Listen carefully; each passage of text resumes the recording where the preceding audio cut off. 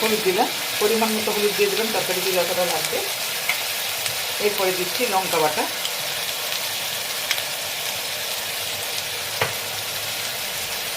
জিরা বাটা,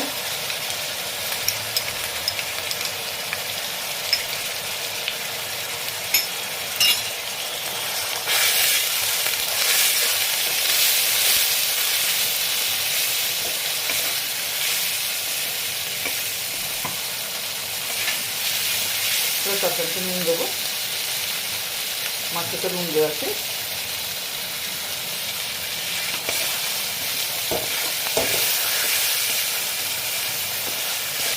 মশলাটা আমার কষা হয়ে গেছে, সব থেকে তেলগুলো সব ছেড়ে দিয়েছে,